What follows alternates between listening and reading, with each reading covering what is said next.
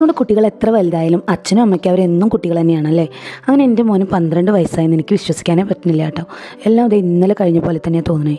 അങ്ങനെ അവന് 12 വയസ്സായി. ഞാൻ പറഞ്ഞു 12 വയസ്സായിട്ടോ, ഇനിയിപ്പോൾ ബർത്ത്ഡേ ഒന്നും സെലിബ്രേറ്റ് ചെയ്യേണ്ട, വലിയ കാര്യമായിട്ടൊന്നും എന്ന് പറഞ്ഞു. പക്ഷെ എന്നാലും ആ ദിവസം വരുമ്പോൾ എനിക്കും അവനും സെലിബ്രേറ്റ് ചെയ്തില്ലെങ്കിൽ ഒരു വിഷമാണ്.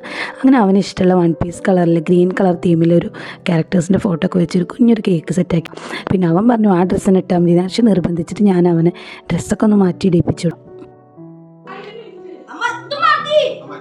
ഡ്രസ്സ് മാറ്റാൻ പറയാൻ കാരണം എന്താണെന്ന് വെച്ചാൽ കഴിഞ്ഞ ബർത്ത്ഡേക്ക് കേക്ക് കട്ടിയുമ്പോൾ ഇട്ട സെയിം ഡ്രസ്സായിരുന്നു കേട്ടോ അവൻ ഇട്ടിട്ടുണ്ടായിരുന്നു. അൺഎക്സ്പെക്റ്റഡ് ആയിട്ട് അവൻ പോയി ഇട്ട ഡ്രസ്സ് ഗ്രീൻ ആയിരുന്നു കേട്ടോ. അപ്പം മോളൊരു ഗ്രീൻ ഉടുപ്പൻ എടുത്തിട്ട് കേട്ടോ. ഞാൻ പ്ലാൻ ചെയ്തതൊന്നും ആയിരുന്നില്ല കേട്ടോ അത്.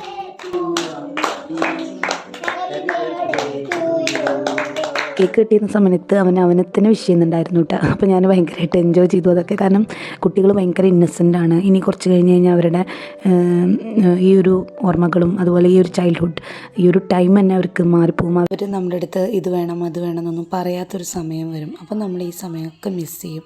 അപ്പോൾ അതുകൊണ്ട് തന്നെ കുറേ ഫോട്ടോസും വീഡിയോസൊക്കെ ഞാനിങ്ങനെ പ്രിസർവ് ചെയ്ത് വെക്കുകയാണ്. ആക്ച്വലി ഇതൊരു യൂട്യൂബിന് ഞാൻ അങ്ങനെ ഒരു പ്ലാറ്റ്ഫോം അങ്ങനെ ആയിട്ടും കൂടെ യൂസ് ചെയ്യണം, അല്ലാതെ വേറെ മോണിറ്ററി ബെനിഫിറ്റ് ഒന്നും നോക്കിയിട്ടല്ല എൻ്റെ പല വീഡിയോസും ഇതിലുള്ളത്. അതുപോലെ തന്നെ പ്രത്യേകിച്ച് കണ്ടൻറ്റ് ഇല്ലാത്തതുമായിട്ടുള്ള കുറേ കാര്യങ്ങൾ ഞാൻ ഇടുന്നത് ഇതൊരു മെമ്മറി ആയിട്ട് അവിടെ കിടക്കട്ടെ എന്നും കൂടെ വിചാരിച്ചിട്ടാണ്.